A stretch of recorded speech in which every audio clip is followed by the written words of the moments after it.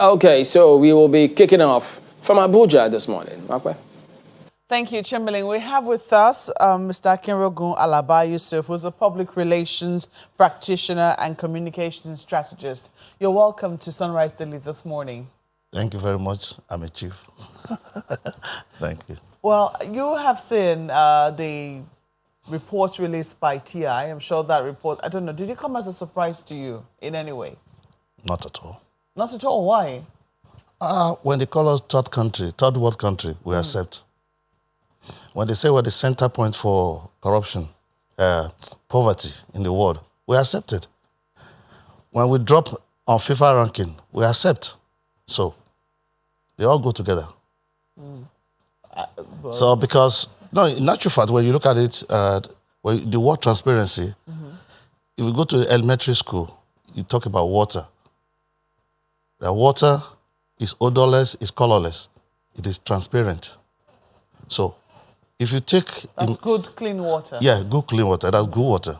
So now, if you take that into the macro level, at national level, what aspect of Nigeria, politics, education, medicine, security, social life, will you say is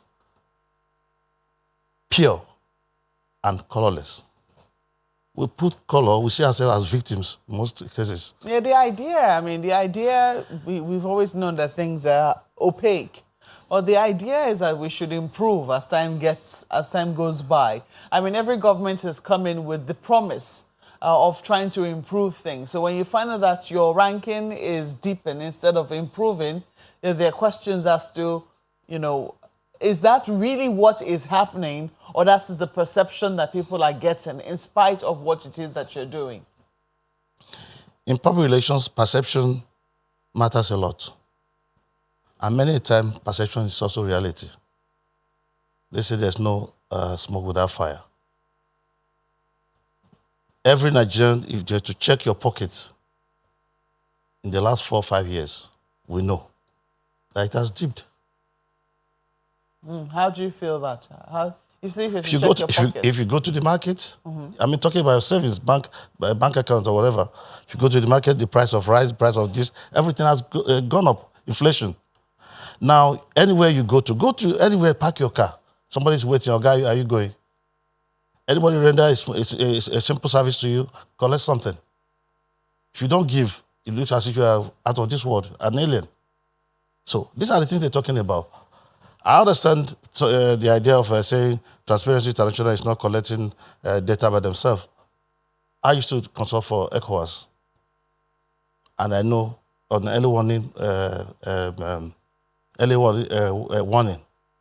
on crisis and conflict, you know that data are provided by several organizations. So no country is an island. Nigeria is not. So we should not continue to see ourselves as victims. Things could improve, but we need people. For us to achieve such a dream, we need the team. And this team, which is the money, the equipment, they are lacking. Go to our hospitals. We're talking about freedom of information bill, freedom of information. How much information can you access? Put a call across to any department. Do you get information? These are the things. We have the FOI, though. Yeah, we do. We do, but we're talking about implementation. Well, you have seen, I don't know, the presidency has reacted, the government of the day has reacted. The spokesperson to the president, Garba Shehu, released a statement saying it doesn't quite reflect the true state of Nigeria. We also see here Alhaji Lai Mohammed, the country's Minister for Information and Culture, saying that data entries where the country performed well in previous CPI calculations were missing, and that affected the overall rating of Nigeria over a period of time. So they do not quite agree with the current rating that CPI, the TI has given to them. Well, apparently, I know both people. That's what we call government speak. The job has to be done. Malam Garba was my line manager at Atiku Media Office in the past. He's a good man. Ogalai, we all campaigned in 2015 during the election. But when things are not working, the media or the information department is the one that clears the mess. They don't create the mess. I've seen the angle. The late education minister and aviation minister, Professor Borishade, once said that performance, not stunt, makes a man. Performance, not stunt, makes a man. Nobody can say it now that Nigerian music is dipping. Anywhere you go in the world, you see Nigerian music. They call it, before it was African mix. Today it's Nigerian mix. Anywhere you go to Dakar, America, Europe, anywhere. So, but if we are not doing well, let us accept we are not doing well. We can improve. Mandela, the great Madiba Nelson Mandela, said it, that adversaries are not your enemies. The day you meet your adversary, just approach the person, present your own case without emotion. The day you succeed in convincing your adversary, it will become your chief propagandist.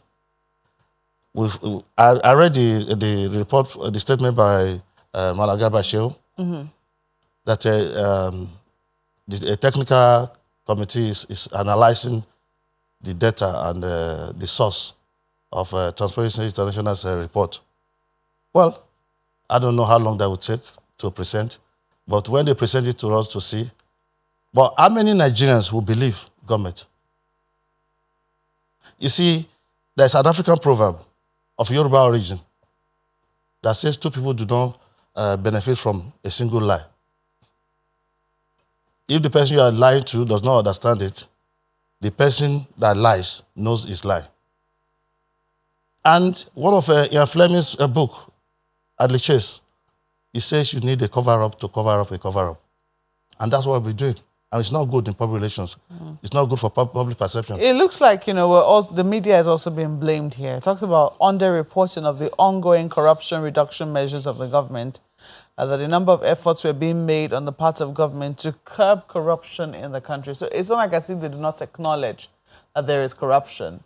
They, according to them, they're taking steps, but it looks like there's been an under-reportage of the steps being taken to fight corruption on the parts of the government. Who controls the media in Nigeria?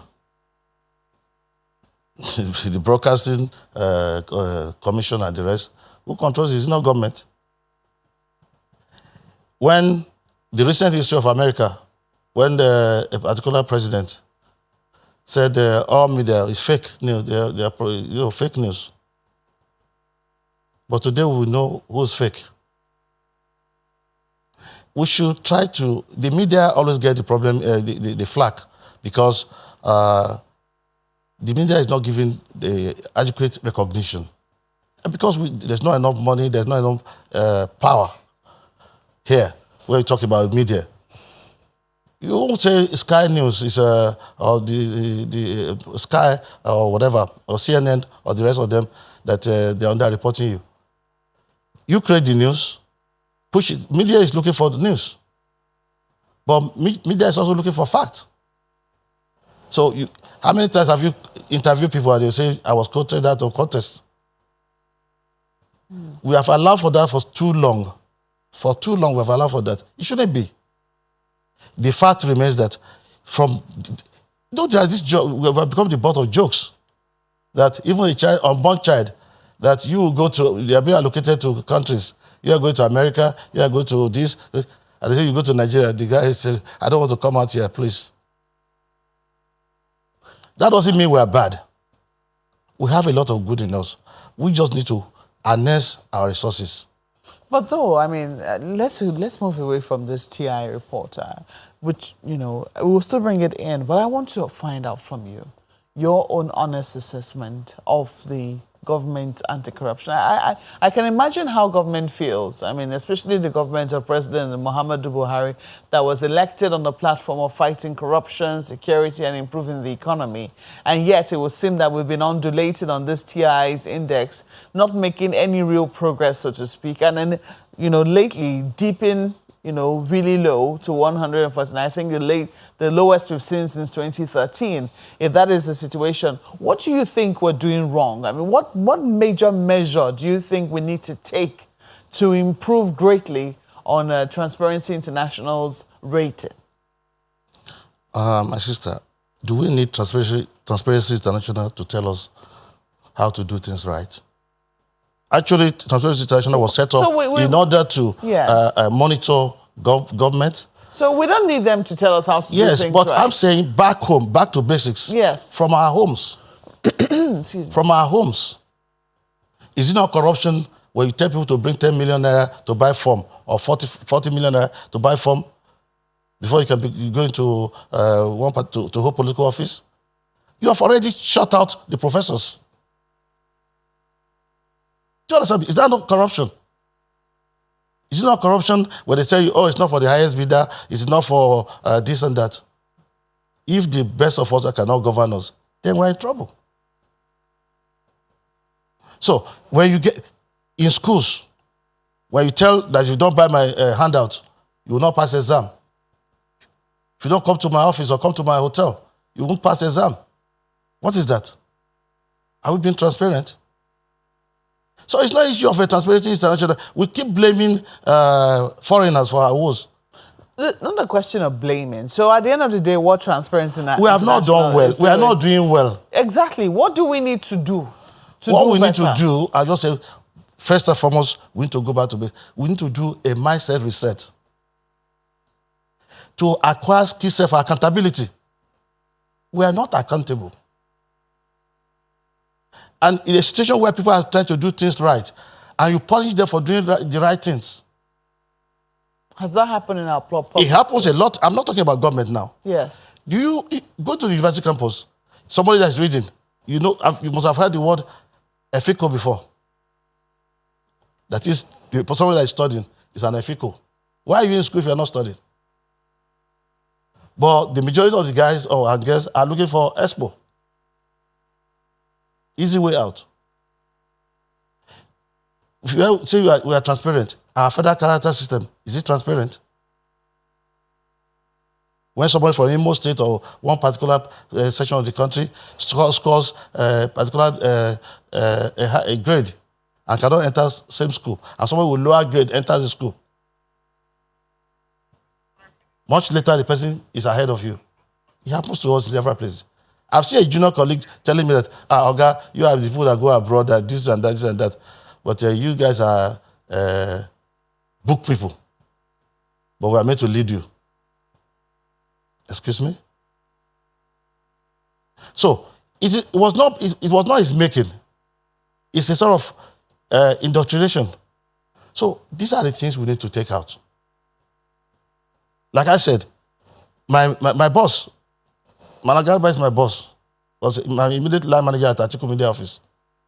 I respect him a lot. He knows the right thing to do. But we know when we work within a certain bracket. Let's not forget, I was the first person he assigned to as anchorman to the president-elect in 2015. In my book, it's there. Live as an anchorman to the president-elect for 7 days. I was there when people take over your own job. I was there when they yanked off the reporter from AIT. It's recent history. Was that transparent? The president don't get to know about this. I once wrote about him that Buharism is a culture that should be nurtured for the future. The president has a good mind. But how many people around him share his view?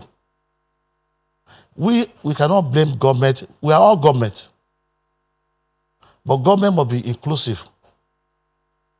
We need to do things right all the time from our homes.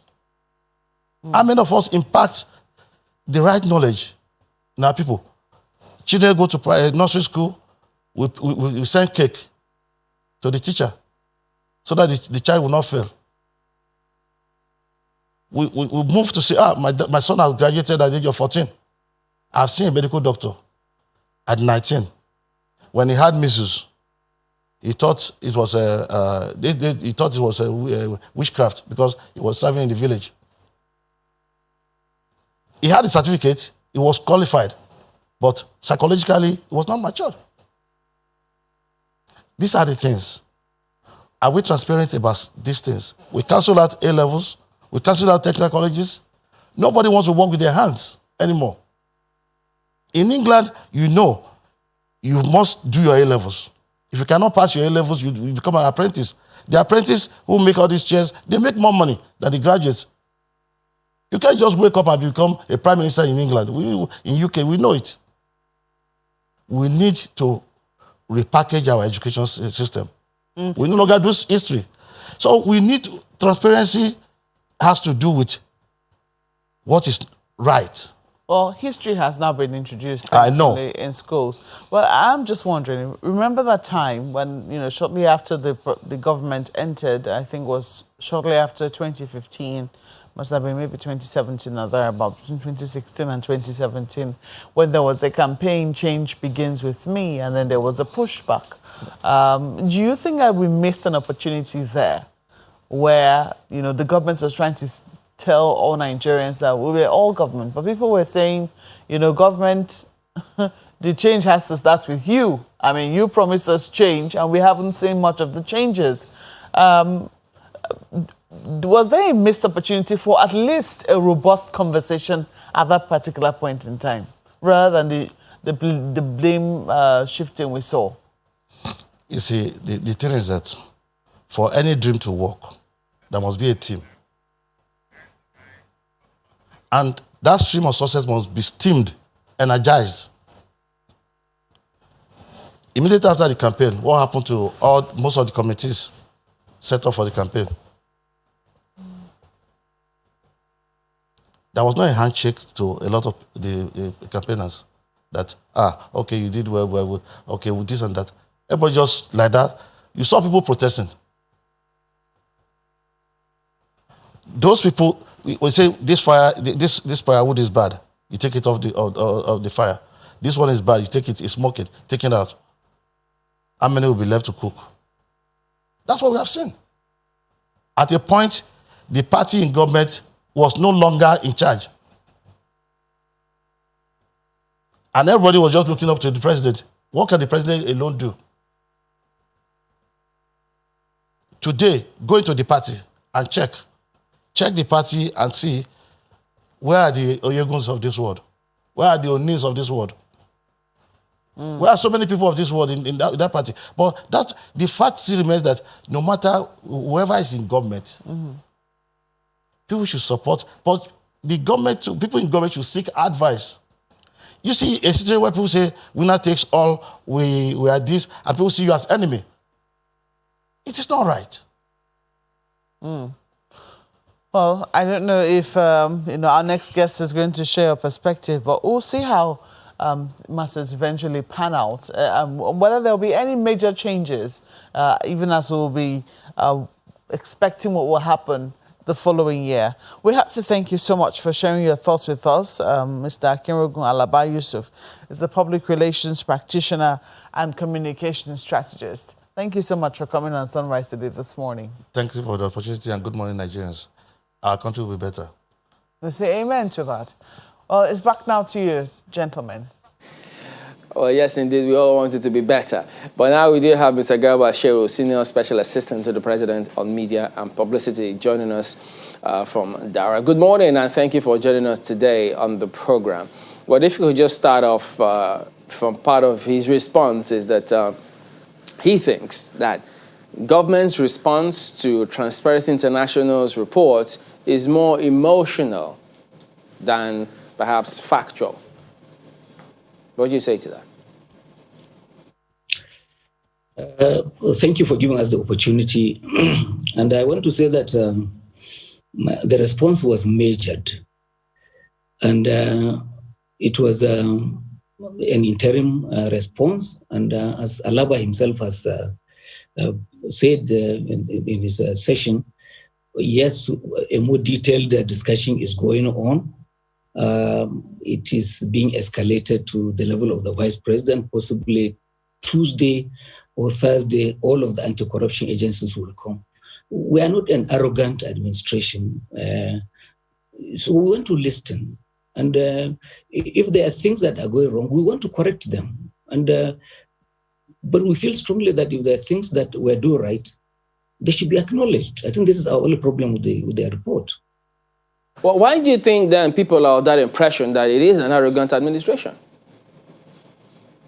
Well, they're entitled to their own opinions. But I'm saying to you that this report has been received. And yes, the technical committee has done its own job. And all of the anti-corruption agencies will come together, sit with the vice president, and a more detailed government response will be issued. We will rebut things that are wrong, but we want to be complimented for things that we are doing right. That's our position. Well, certainly that the compliments they come as well, but then when one measures the fact that one of the tripods on which this government, the federal government, stands is anti-corruption, it does, call for concern, especially given that certain agencies of government in Nigeria, of this same government, have pointed certain fingers. For instance, the NBS report pointed to some things along the same line that even though we have a little bit of reduction in the volume of corruption, the frequency of corruption has not reduced, especially talking about bribery. And that report fingered the police, most importantly. Another report by Risk and Compliance, powered by GAN, also pointed to the fact that judiciary and the police are most corrupt agencies. Also referenced the ICPC pilot survey that pointed to the same issue of corruption at these places. So when one factors all of these things, irrespective of the tremendous things that government is doing, the question then is, why do we still have these reports coming out? Well, as a government, it's not for us to stop them from releasing reports, but that all of these reports are based upon certain parameters. Use the indices that you want to, judge the government on. If you ask me this question, I will tell you that this one by TI is not a judgment on Buhari or his administration or its war against corruption. It's a judgment on Nigerians. Because if you look at the major indices they used in arriving at these conclusions, they used 8 indices, 6 of which found Nigeria as being more or less on the same position. Nothing is lost. The two that they dwelled on that caused this backsliding are essentially Nigerian problems. When they looked at the varieties of democracy, they are talking about the political culture of this country. Vote buying, all these things about thuggery. Is it Buhari that is a thug? We are not doing thuggery. And we know those who are doing it. And when they talk about the Justice Project, which is also, yes, a big minus in that report, and they're talking about perceived corruption in the judiciary. These perceptions are essentially not correct. Yes, there are issues with that sector, but wouldn't it have been nice if the reforms that are ongoing in that sector, so many changes are going on, and acknowledge it so that you encourage those judicial officers that are upright, and then the system keeps getting better. Well, Mr. Shehu, some of the points you raised, when you talk about vote buying, it's a Nigerian problem and not necessarily ascribed to the government. But we remember that we even had a member, a senator, former senator of the APC, who said, well, they had to resort to vote buying because of what they saw in the field. Now, that's a member of the ruling party. So when you say that, doesn't that then mean that, look, yes, the president is a member of that party, the buck stops at this table, not just for that one, but for several other matters that has to do with this country? No, it doesn't place responsibility on the desk of the president, because if an individual, by their own admission, say that they are engaged in wrongdoing, it's a law enforcement issue. So, and it doesn't make it an official policy of the government. The official policy of the government is that vote buying is wrong. And as we have seen in especially the recent by-elections, there has been so much engagement by particularly the EFCC and the ICPC, and they're out there in the field, and the police, and they ensured that much of this is avoided, and it served as a deterrent for the most part, because those who wanted to do it were really, were unable to do so, considering that the eyes of the law were present at polling stations. I mean, also you said that this is not really a verdict on the government, but on Nigerians. So maybe if you could look at the methodology of that report, the TI's report, it can help us understand what really went through, building the report. So you see that actually this corruption perception index does not capture private sector corruption, for example. It doesn't capture informal economies and markets. It's basically for the public sector, the civil service, which is government. And take a look at what it captures. It talks about diversion of public funds, bribery, but then ability of governments to contain corruption and enforce effective integrity mechanisms in the public sector. So that's one for government. It talks about meritocratic versus nepotistic appointments in the civil service, which is the responsibility of the government. I mean, it goes on and on. Effective criminal prosecution of corrupt officials, adequate laws on financial disclosure and conflict of interest. It goes on and on, basically saying that this is a government thing and not a Nigerian thing. In fact, seeing the statement that has come out from you, the Ministry of Information, if it were a Nigerian thing, why respond? Well, let me say that we responded because we felt that where we did wrong, where we did exceedingly well, the report simply turned a blind eye onto that. Look, this is a country in which, before we came in, actually corruption was accepted as a norm. It's a part of their daily life, and it wasn't perceived as being essentially wrong. In fact, in this country, we had an administration that not once, they never denounced corruption, even for a day. We have made progress. And what we are saying is that with the increasing education and the creation of awareness, Nigerians are coming to accept that corruption is wrong and that is not the right way to go. This itself is a major achievement. Now, you talked about the prosecutions. EFCC alone, in spite of 2020 being a COVID-constrained year, EFCC achieved nearly 1,000, precisely 975 convictions. And they recovered huge billions, naira, millions of US dollars, and all of that. Why won't the report talk about all of the things that we're doing, the ethics policy, and the return of,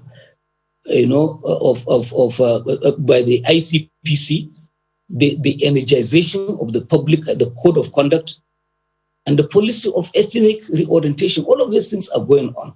So what we are saying is that, it's like you people in China's television, somebody deciding to assess you.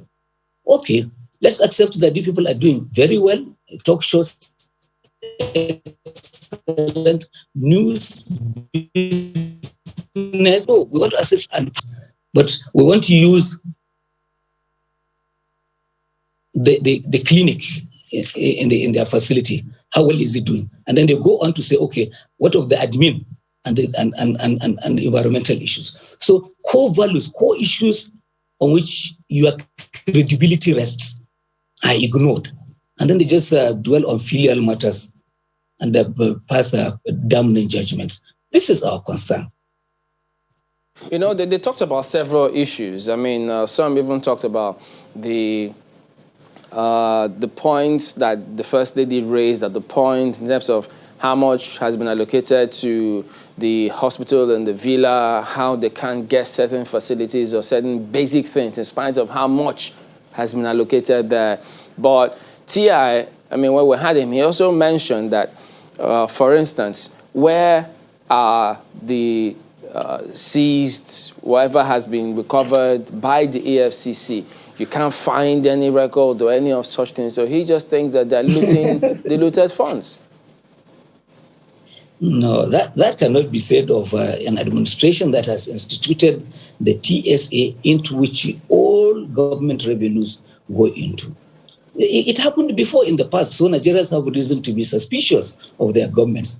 That governments in the past recovered money from abroad and all of that, and sat down and shared between themselves.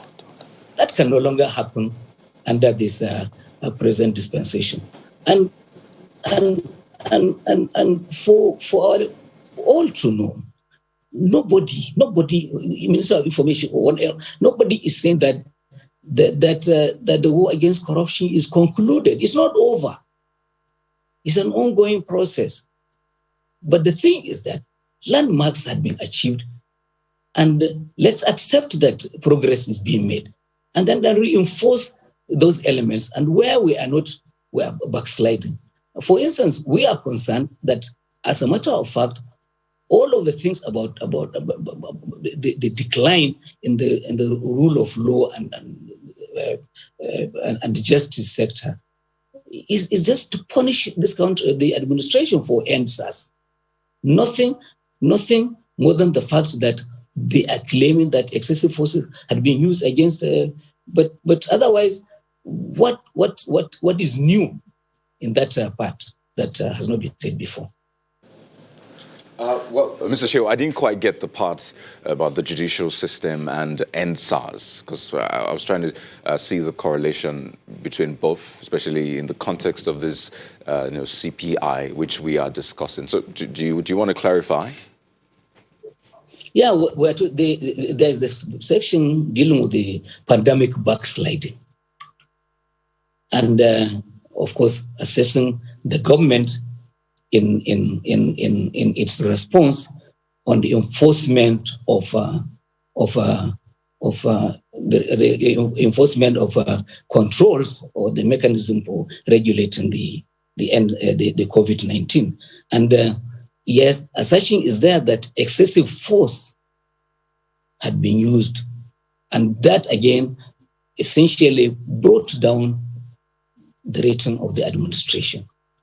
And when you look at what is going on, investigation into all of the things that happened with NSAS is not over yet. Judicial commissions of inquiry are going on in more than 2/3 of the states. They are still reporting and they haven't finished. And so therefore it's not a finished matter. So this is the kind of thing we're talking about.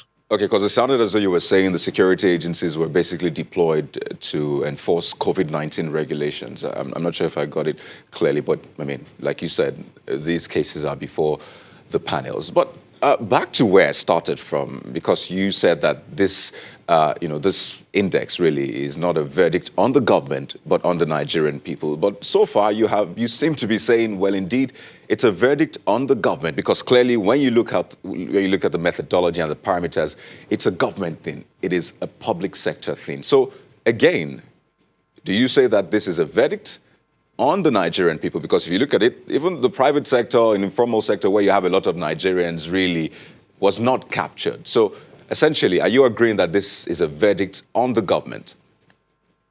Absolutely no, I'm not. Because if you are judging Nigeria and downgrading its standing on the basis of political culture, government doesn't manage political culture. Government is a player in that area. But everyone is involved, including my good friend Alaba and their party. They're all there. And so therefore, if there is a damning verdict about how we do our politics, how democracy, the choice of candidates, the elections, and the thuggery and all of the space that is sometimes mismanaged.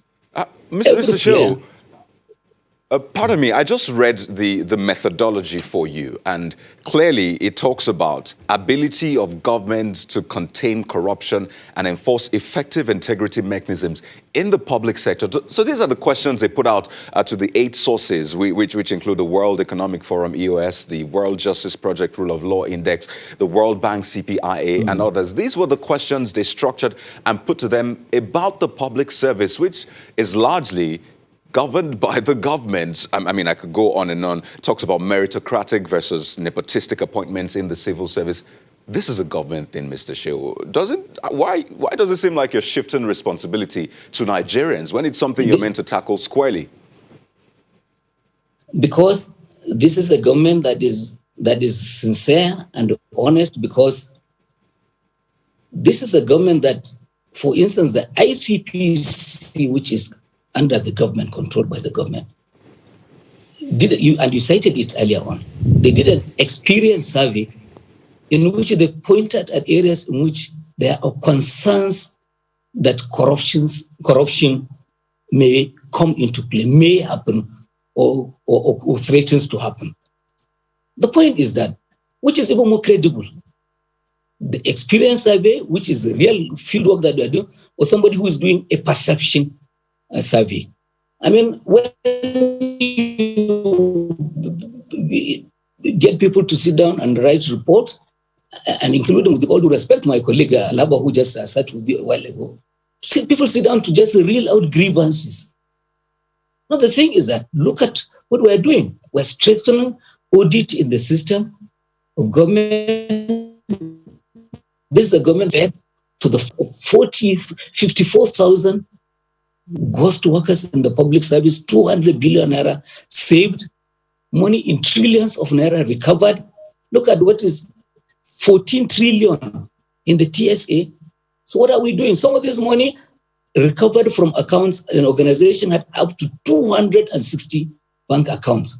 Some of them with the signatories that are different and unknown. So there's so much that is going on. What we're saying is, look, people have a right. We're not denying them the right to look in. And in any case, the president here in the Ward did say 2 days ago that our books are open. We're here for inspection. We want to open things up and people come and see it. We have nothing to hide. But people just hide behind the veneer of grievances and politics and the perceptions that are decades old.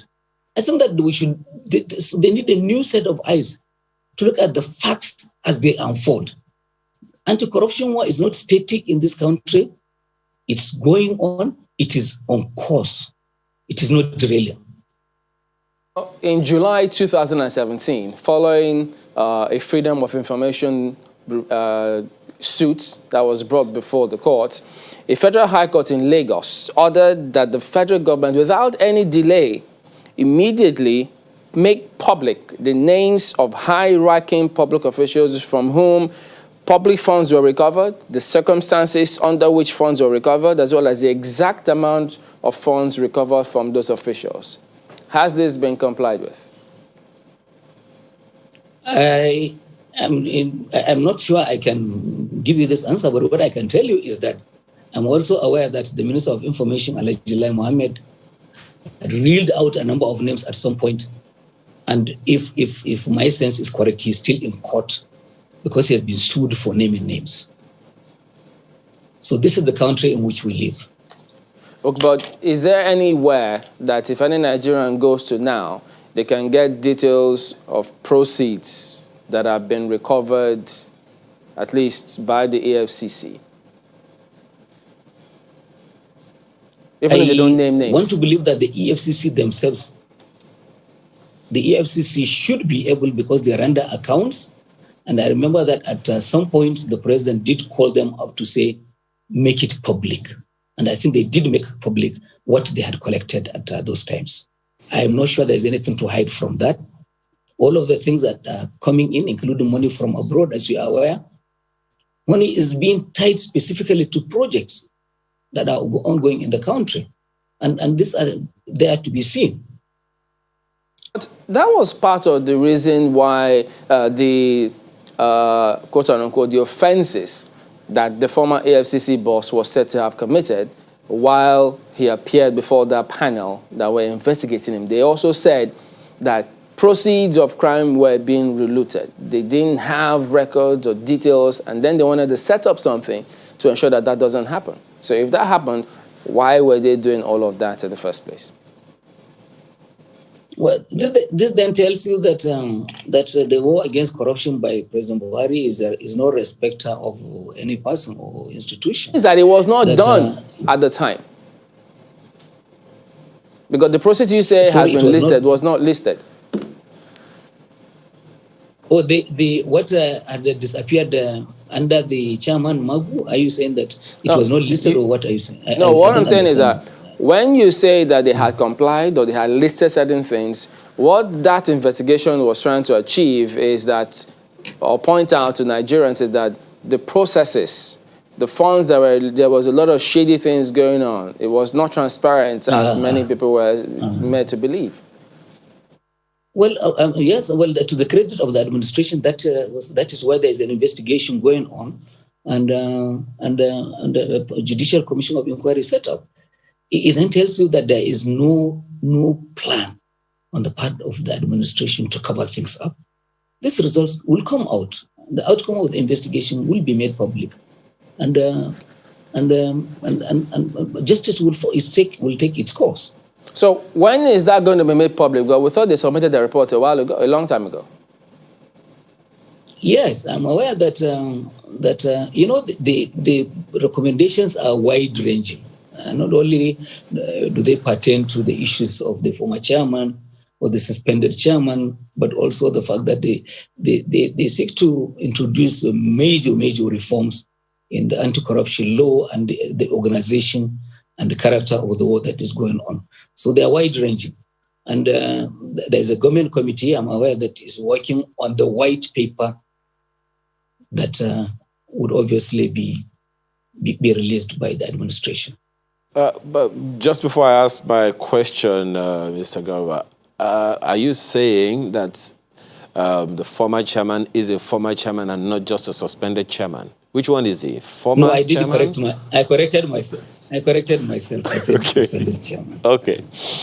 I just wanted to be clear, that, okay, he has been replaced and all of that. But, Mr. Shehu, there are those who believe that the federal government is putting the cart before the horse, so to speak, in the fight against corruption. They believe that the federal government should prevent corruption as opposed to fighting corruption. And an effective way to do that, according to those who have made several presentations to the National Assembly, is the audit bill. That if we strengthen the office of the Auditor General and the audit law across board, we will do more than fight corruption. We will prevent the corruption itself from happening in the first place, as opposed to fighting it. What's the body language of government to that? Well, let me say to you that I don't have an answer for why the audit bill is still hanging in there.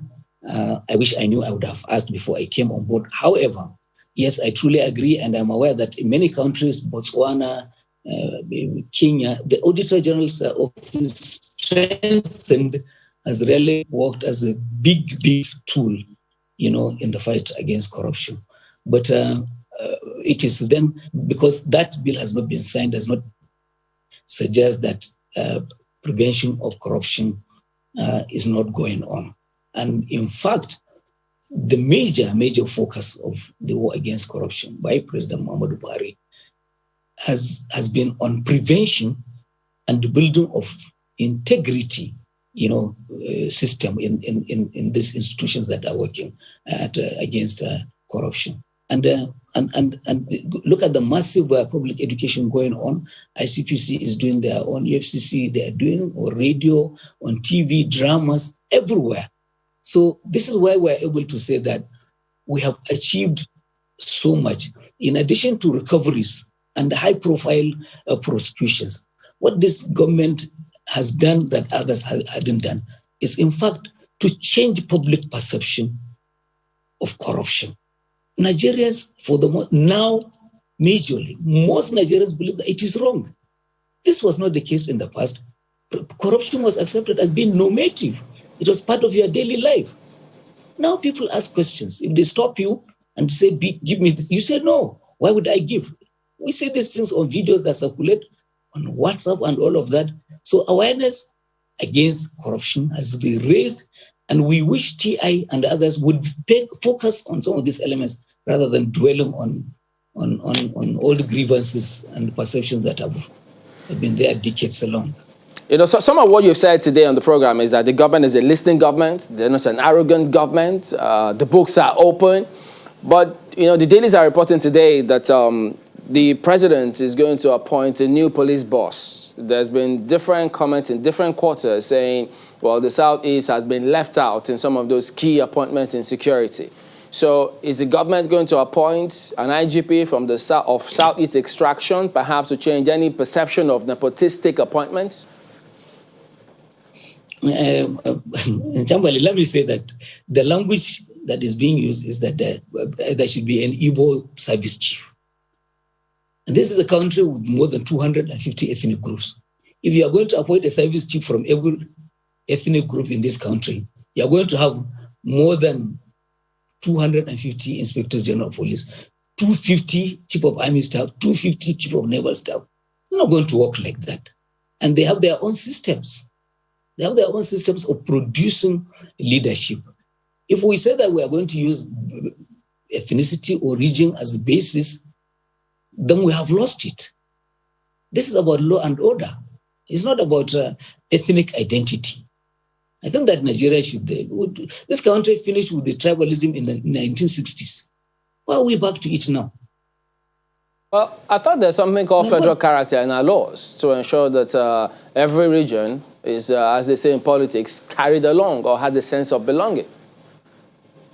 Exactly.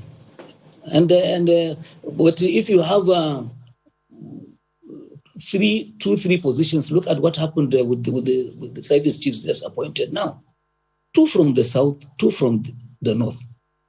If you are talking about religion, 2 Muslims, 2 Christians. So what do you want again?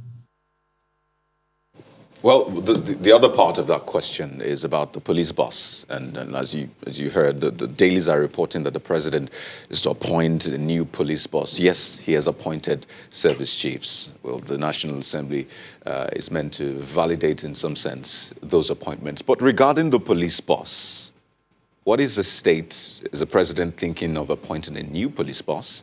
Has that appointment been made, maybe? But because Nigerians are expecting that to be announced today. I haven't spoken to the president, but if I read his mind correctly, the president will rather have an inspector general of police who will make you and I safer, who will protect life and property, than one who is more pronounced by his tribal marks. Well, this is also more about the when, not about the who, maybe, the when. Well, I'm here in Daura, and so therefore, I believe that, I don't know, the president returns to Abuja Tuesday. He'll be on his desk Wednesday. So therefore, I don't know when he will do this. But one thing I can assure you is that in places sensitive like that, there is no vacuum that would subsist. So therefore, the system would obviously take care of itself. Does that suggest that a meeting of the National Police Council is in the offing anytime soon? No, the Police Council needs to formalize. President would always, if he wants, as we had seen in the past, the president appointed an acting inspector general of police and brought for approval or I don't know whether it's approval or notification. But the council met and it passed the IG of police. So therefore, if there is a new IG appointed, then he will barely be acting IG until the process is complete. Okay, Mr. Shehu, let's see if we could just quickly touch on this before we wrap up. You may have seen criticisms from different quarters about, governors, about 9 governors accompanying the president to Dora for that, registration process. And a lot of people thought, why should the president encourage that, really? So what are your thoughts on that? Look, this is to drive the spirit of the registration and the revalidation of membership. We must convey to the nation that there is unanimity in the party behind this process and everyone is involved. I think that criticism is coming from parties that are not able to organize and mobilize. We feel sorry for them. Who criticized the fact that the president wasn't wearing a mask in public? Was that deliberate? No, look, people are missing the point. The president had his face masks throughout that engagement. He had it off when he was speaking into the microphone. Please, this is a childish antic by PD.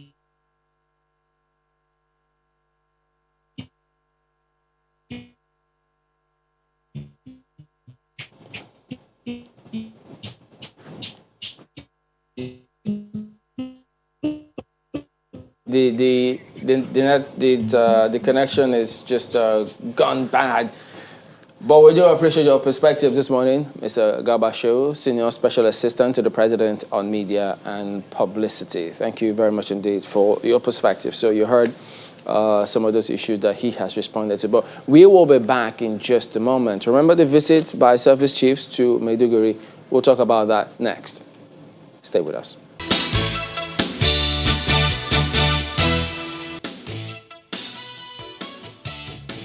Well, he's no longer wearing that particular uniform. He's now dressed like us, like we are. Brigadier General S.K.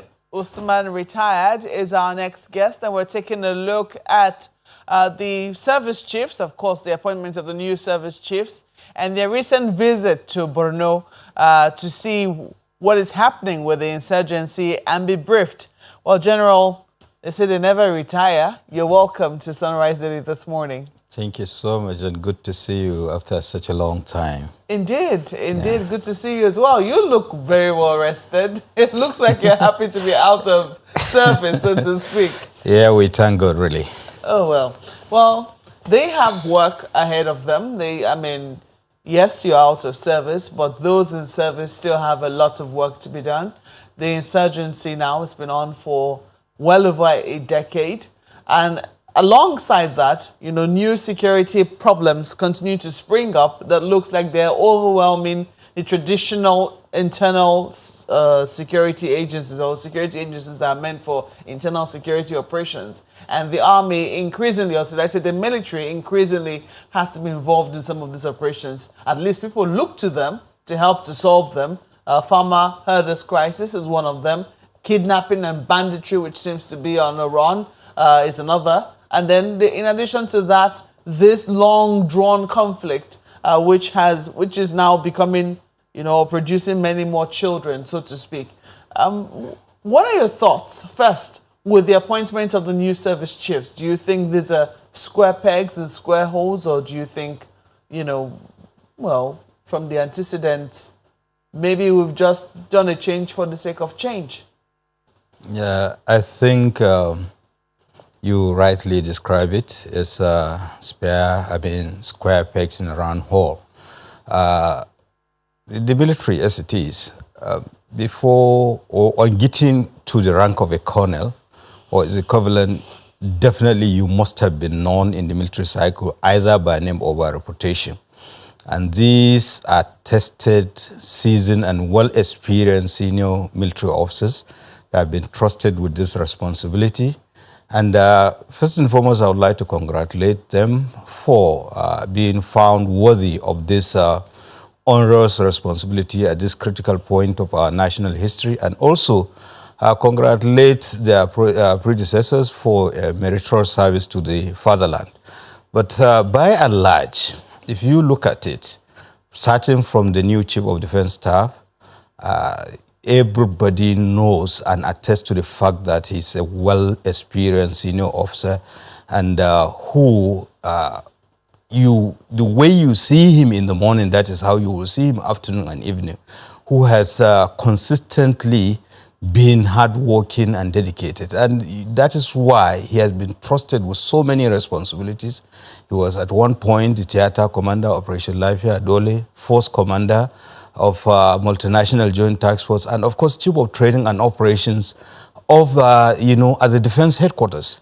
And look at the chief of army staff. He has also been the theater commander. He has been a general officer commanding, and of course when you go back, commanding officer, brigade commander, and up to the point when he was deputy commander of the training and doctrine command. And by the way, training and doctrine command is the first, in the hierarchy of, the army establishment. So both of them coming from that, area, definitely they are worth their mettle. And it is the same story with the Nigerian Navy as well as the Nigerian Air Force. These are people that have paid their prices.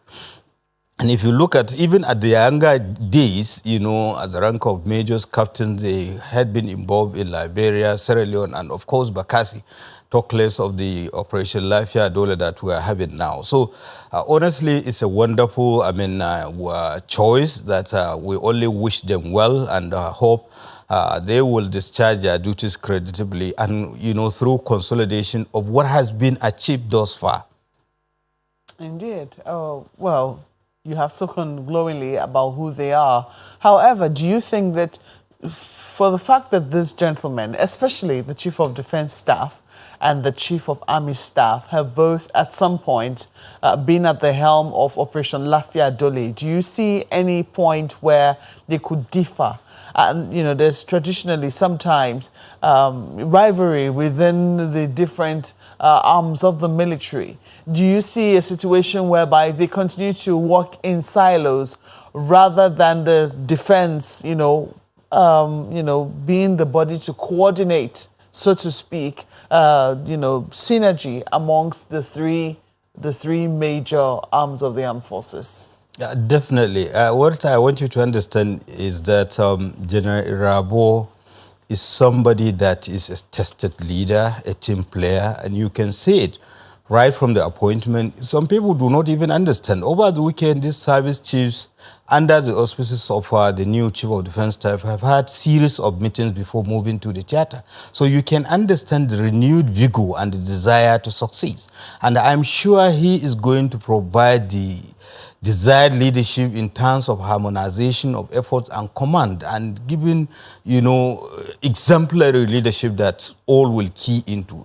And if you are even talking about that, right from the academy up to this point, like the Chief of Army Staff has been his deputy at the training and doctrine command in Mina. So automatically it's a seamless thing that they will fit in, and they know that command is a style, actually, in the sense that everybody has his own way of doing things, despite the fact that there are established norms of doing things. I believe they will bring in a renewed vigor, and they will definitely consolidate on what has been there on the ground. And that is why they have been to the theater, first and foremost, to get briefing, to have interface with the operational and tactical commanders, as well as other critical, stakeholders. I can see that they have been to the Shehu of Borno's palace, they have been to the state governor's palace, and I'm sure they are also interfacing with other critical stakeholders. But here, regardless of the fact that you have been in the system, does not mean that you should take things for granted. And that is why they are there. Definitely, things could have changed, over time since when they were in the helms of affairs at the theater command. And now they need to have first-hand information, which is routine, which is normal, because you have to boost troops' morale. You have to show them that, look, you are the one who is now in charge of affairs, and this is how you intend doing things. And basically, that is what they are doing. And I believe with this line of action, I believe we are going to see, good performance from them. However, all these performances are contingent on two variables. The level of support the government will give, and of course the level of support the public will give. Because up to now, there is yet to be that acceptable galvanizing effort of the gamut of the Nigerian society to understand that these security challenges are not merely for the military alone or the security agencies. It's a collective responsibility. And everybody has a role to play. Take, for instance, if we look at the issue of Boko Haram terrorists, I don't think they import their basic needs. Somebody supplies it. So how do we mitigate that? And that is where the average Nigerian come into play, especially those in the northeast, particularly Borno and Yobe State. And we have seen in Yobe State, the level of cooperation has tremendously improved to the extent that there is lesser Boko Haram activity in that, except pockets somewhere around Bunyadi or somewhere Talla Ajigi. Beyond that, and you see, one thing you should understand, even the Boko Haram terrorist group leader, Abubakar Shekau, comes from Yobe State. Shekau is a village. But you can understand the people disown him. And that is what we look forward to, so that people should provide credible and timely information. We can that they can be isolated, then the military will tackle them. Well, indeed, a lot of Nigerians are expressing the with the change of the service chief. So I think it will be how the military authorities themselves solicit the help of the people in trying to win this war against insurgency. However, Boko Haram has shown that they are not joking, that they are still very much in the business, because yesterday, as the military chiefs were visiting Borno State, they also launched another attack to say, we're still very much here. What do you think needs to be done? What is the most critical thing, aside the visits which they have done now? What do you think needs to be done to ensure that our military not only have the upper hand, they are also showing that they indeed have the upper hand in this war against terrorism? Yeah, well, I've told you that the success or otherwise is contingent on two variables, the level of government support and the public. Indeed. Now, the government will come in to improve the equipment and weaponry of the military and administration generally. Take, for instance, the average soldier at the theater earns as much as just 1,500 per day. Now, the projection was supposed to be 5,000 naira. So where is the balance? This, to a large extent, will enhance the capability, it will boost the troops' morale to do better. Even though they are fighting, for their own country, within their own country. Therefore, it's a point of duty. But that notwithstanding, there should be improved level of support on the part of the government, equipment, weaponry and kittings. Now, on the part of the commanders, there should be improved communication, because to a large extent, they meant well, but sometimes information doesn't get down well. And with the proliferation of social media, an average soldier tends to believe what he sees on WhatsApp as compared to the commander. They are, sharing trends together. So basically, there should be that improved synergy and understanding between the led and the lead. And beyond that, again, the public, just like I mentioned to you, need to continue in their support to the military to ensure that these terrorists are further isolated, because they get their, base, from public support. And the military also should also identify and go after the leadership of this terrorist group, through whatever means it is. So that, because that is very, very important. And improve synergy among them. And we have seen it. And the level of support. Take, for instance, what is the level of support between the Nigerian Army and the Nigerian Air Force? And we need to also harmonize some of these operations. Take, for instance, not just necessarily the fight against terrorism and insurgency. There are other issues. Take, for instance, the issue of this banditry, kidnapping, and what have you. We have, in the Northwest, we have Operation Sahel Sanity, and we have Operation Thunder Strike. And in the Middle Belt, we have, the Operation Safe Haven and Operation Welland. There is need to harmonize so that we have economy of effort and all the rest of the things, which are just principles of war that, will enhance, proficiency and effectiveness. Then Apart from that also, the military has done marvelously well, especially in the fight against terrorism and insurgency. Just, they are occupying Sambisa and the infamous Timbuktu Triangle, which is just,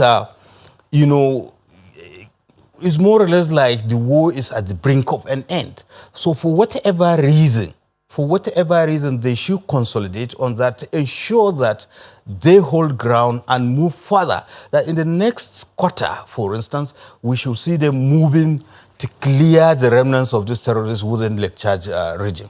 I think it was the governor of Borno State who gave his own suggestion for winning the war on terrorism, and he talked about stronger relationships with our neighbors.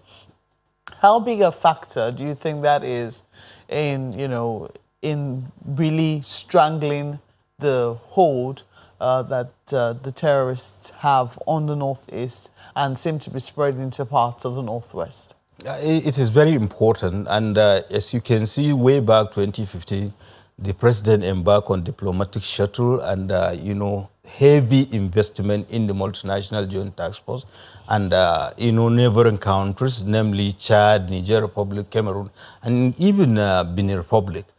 And it is very critical in the sense that whenever you're doing things like that, the Boko Haram terrorism started in Nigeria and eventually it still spilled over to Niger, Cameroon, and Chad mostly.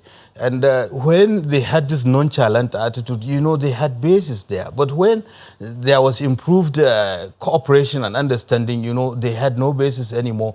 They just have to move to the islands, the Tumbus within the Lake Chad region. Therefore, it is very important to have that level of cooperation. But thankfully, Nigeria seems is at the helms of it, because the force commander is also a Nigerian. This is somebody that has, been in the army, and one of the sectors within the multinational joint task force is also Nigerian. And I have seen at certain level of command where, there is a, joint operations, especially, I think, Sector 1 of Operation Lafia Dole. But I think it is also important that the government comes into play to improve diplomacy, diplomatic effort to ensure that wherever Nigeria is doing, the terrorists should not spill over elsewhere to find sanctuary. And that goes for the internal security challenges that we are having. It is not just enough to contend the problem in Kaduna State without taking into consideration maybe Northwest as a whole. There is no point in contending the problem of insecurity in Benue State without taking into cognizance what is happening in Kogi, Nasarawa, and other states, that are contiguous to that state. So basically, that is how it is supposed to be. And with that, and I think there will be, greater success as it is. Well, we sincerely hope so, especially when you hear news like what we heard a few weeks back, excuse me, from the governor of Nasarawa State, that Boko Haram had extended to some parts of the state and were taking over a particular road. They wanted the federal government to come and take over that road. Those kinds of news are not very encouraging. But what's your take? Because, yes, largely, they have prioritized the war on terrorism, especially Boko Haram, and we all understand the reason for that. However, with all these new security challenges cropping up here and there, banditry in the northwest is a very big problem. Kidnapping in most parts of the country is now a very big problem. What do you think they need to be doing? You've talked about them consolidating on different operations that already exist and being more efficient, so to speak. But aside that, what else should they be doing to send a message of confidence to the Nigerian people that there is going to be a big difference with the change at the helm of affairs? Yeah, so many things. First and foremost, it's question of improvement, the civil-military relations, there should be better, engaged through the use of the media.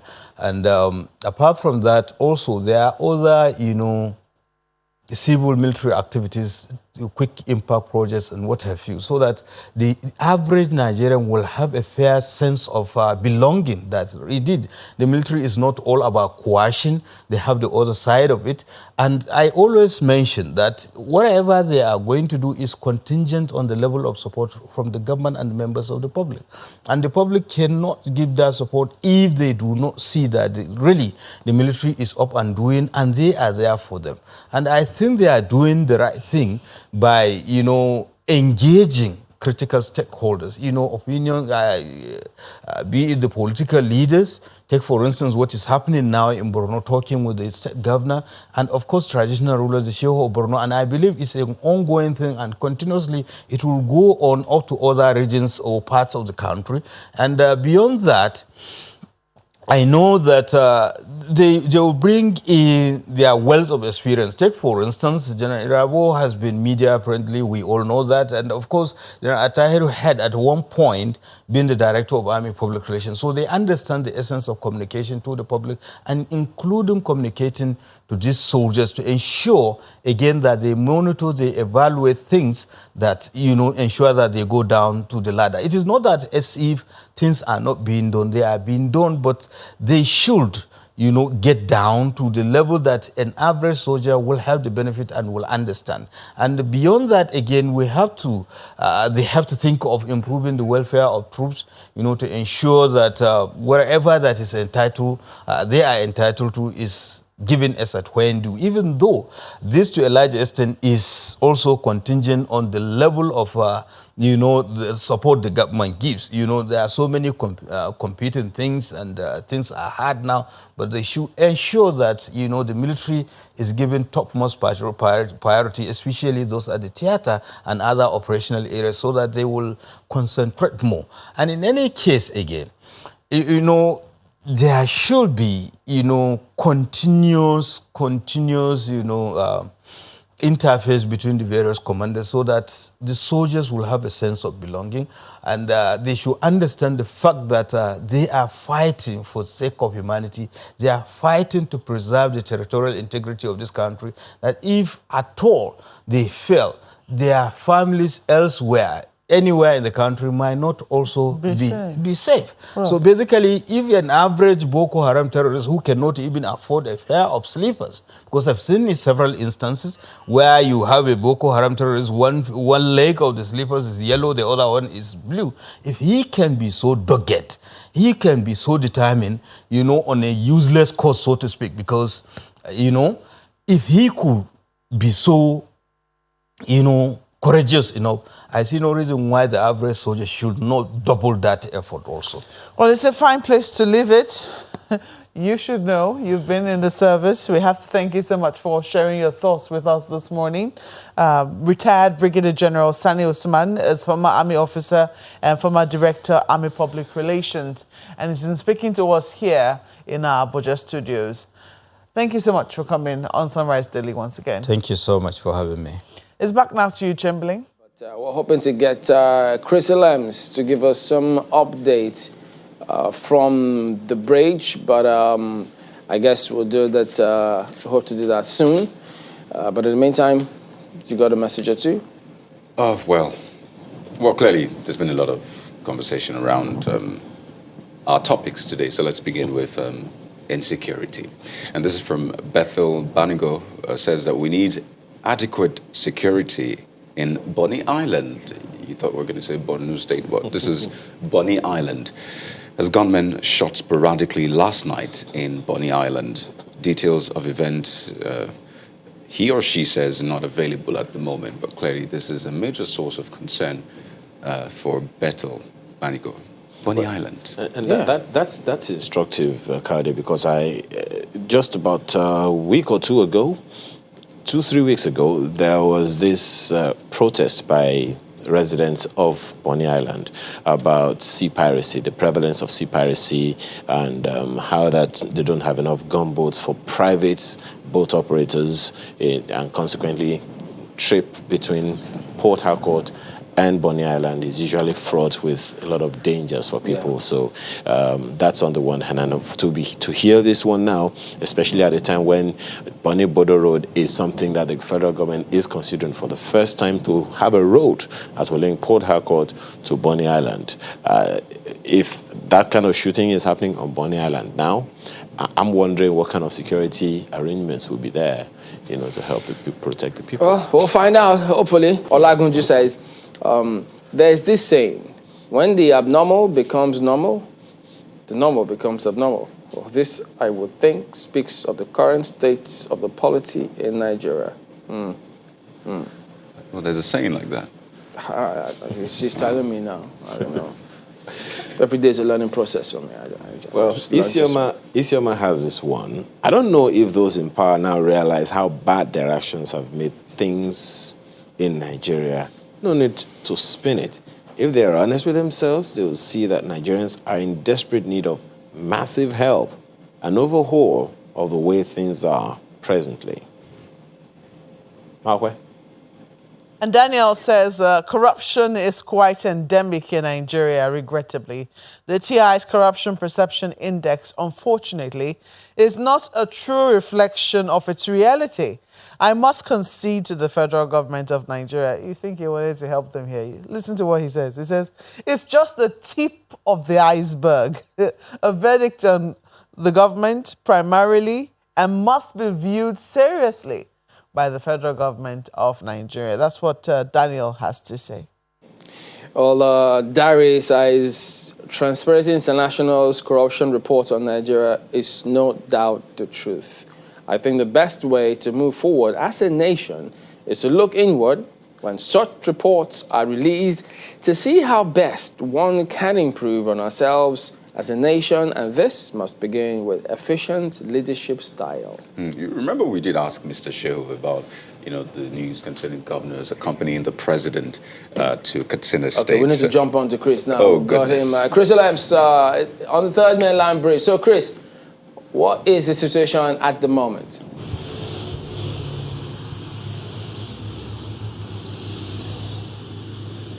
Chamberlain, vehicles have returned to the Third Mainland Bridge, unlike the weekend when it was totally shut owing to some repair work further down around the Adekunle axis of the road, where about 3 expansion joints were worked on.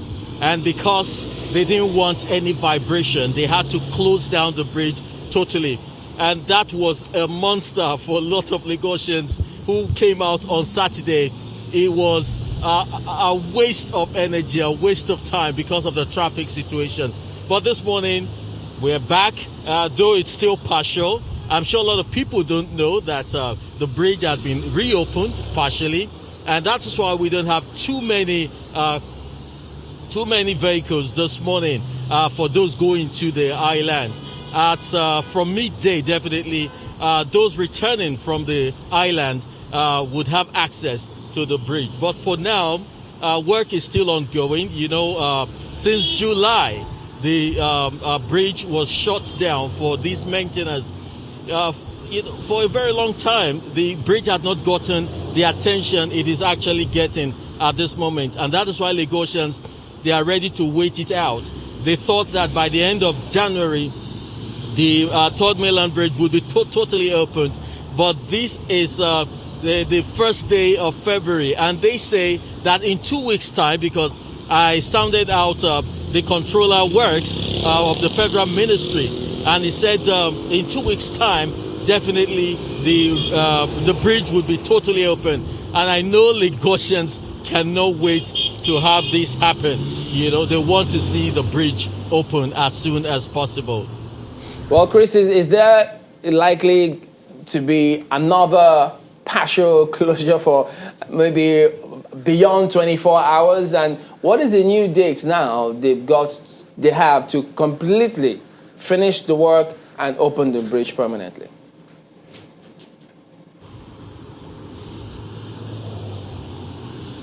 Okay, we're not sure if there would be another closure, because usually if they have to work on the expansion joint, they always request for about 48 hours But that of the weekend was longer because they needed to do an expansion joint that was actually longer than the usual 14 meters. So they required more time to do it. But if there will be another closure, we're not too sure. But 15th of February is the date that Lagosians should look forward to, because they say at that point the bridge would be totally open. And Chamberlain, if you look further right, you see that we are actually on the lagoon.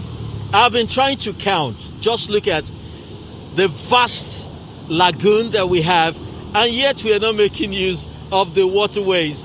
We still have less than 100,000 people using the waterways, and everyone jostling for the land, jostling for the road.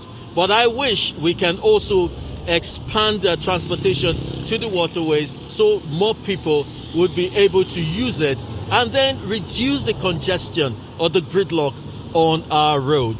But for now, we wait for the 15th of February when the Third Mainland Bridge would be totally open. That would be a lot of relief for Lagosians who cry every day as a result of the gridlock that this portends. All right, thank you very much indeed, Chris Lems, giving us updates from the Third Mainland Bridge. So you heard it, the 15th is the date, not 14th. Mm-hmm. Well, that is the show today. Okay. Thank you all for watching. Another we'll see deadline. You tomorrow. I'm Chamberlain. What's up? I'm Kayode. And I'm Ayo Makinde. Have a wonderful day and please remain safe. Thank you for watching. I'm Malpe Ogun Yusuf.